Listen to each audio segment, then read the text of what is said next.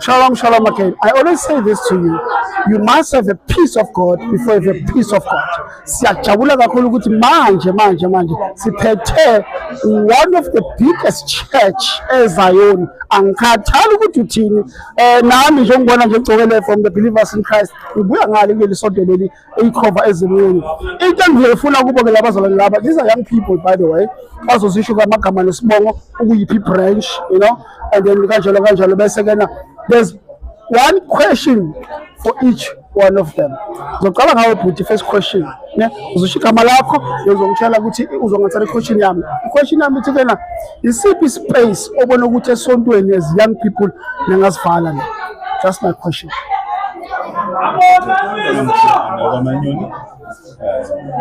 eThekwini but part of the shop machines. So kahle ispace engenzeka la njengoba ma CEO ngiyacabanga ukuthi ezinye izinto siyadinga ukuthi sihlangana as youth singathini ngokukhuluma ngezivenkosi but sikwazi ukukhulisana even ngamabhizinisi ngokwemfundo ngoba kahle ekugcineni akumele sigcine ukuthi sipreach only the word of God, but we have to also like fundisana how to self-develop abantu abasha ukuthi bekwazi ezinye izinto ngoba kahle kuhle lokho sikwenzayo ukuthi sabantu abasha ukuthi sihlangane njengamanje sihlangana amabandla awu-3 which is the first thing ekwenzeka noma siqhamuka kuyona into enhle le ngicabanga ukuthi lento esiqalayo siqhubekeni ngicabanga we can also like share ukuthi how my ideas was as business how to empower umuntu ukuthi ebe nenye business ngokusila sihlanganisa amabandla ahlukene. Ngicabanga ukuthi lesiqalayo soqhubeka size ibe into enhle ukuthi into ehlangene ngoba kahle simeme uNkulunkulu ukuthi ebe khona kuthina phakathi nasazi ukuthi egcineni we have to sikhulisane ngani ngomqondo ukuthi siqhubeke siye phambili ngani amabhizinisi siqhubeke phambili sakhe imindeni yethu siqhubeke phambili sakhe amabandla ethu develop ukuthi kahle uzayona kahle uyafunda uzayona kahle asabunye ukuqhathwa ufundile masisafunda manje we have businesses we have izinto eziningi efuna sisherishe njengabantu base South Africa siye phambili.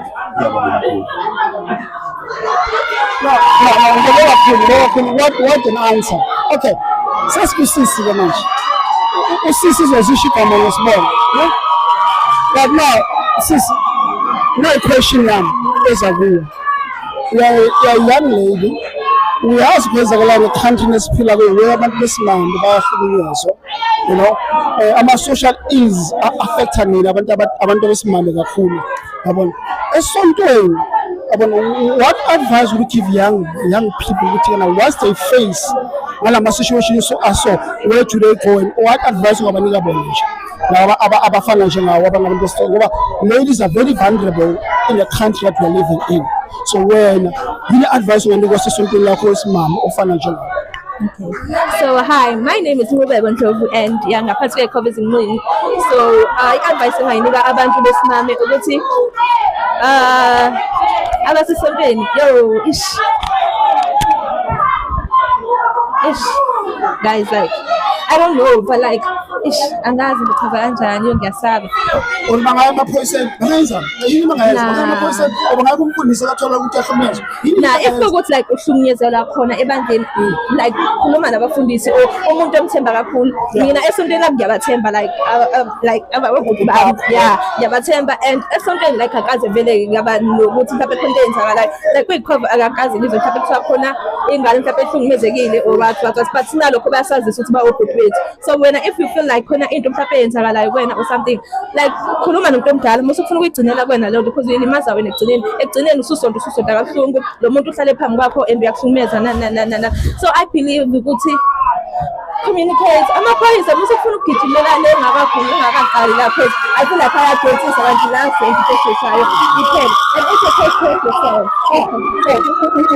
Sisi yakuba khona within the church local church yakho usho lezi respond but into engithandayo ngosisi ukuthi kana bayathandana vele as one church kulula mabathandana kulula ukuthi babone ukuthi kana ukuthi uyekuzibani ukukhuluma la.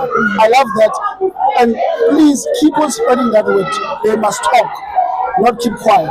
And then lastly, but the last person engayo kubhuti nayo uzozisho igama ukuthi ungubani, isibongo, and then which branch akasonta ku, if ane position nayo uzosho ukuthi ngine position so. And then i-question yakho uthi ukuthi kena nayi nakho nihlangene yabona ukuthi une rock ezikamgaga lapha khona eziyikhova lapha and the others yini ozothi abalemiyenzi ngokuhlangana network kanjani nabanye abantu yenzoyazi mehlala nabantu ukuzubukana nje nidlala ibhola kulo lapha. Thanks. Umbuzo wakho uvalid kakhulu. Igama lami ngingoMusa Ngakancala. I'm a deputy chairperson kubantu abasha under uSenior Bishop Mashinini. Umbuzo wakho ngiyawuthanda kakhulu. Ukusukela namhlanje ukuya phambili thina njengeikhova neMighty Vision neCross sesiqale ubudlelwano obuya phambili. Siyaqinisekisa ukuthi kubo konke esizokwenza njengeikhova sizobabhalela formally siba-invite njengoba uFethu beke wachaza ukuthi sinabantu abamabhizinisi, sinabantu abama-academia, so we are willing ukusebenzisana nabo sakhe lobo budlelwano so ukuze ibandla likaKristu liye phambili.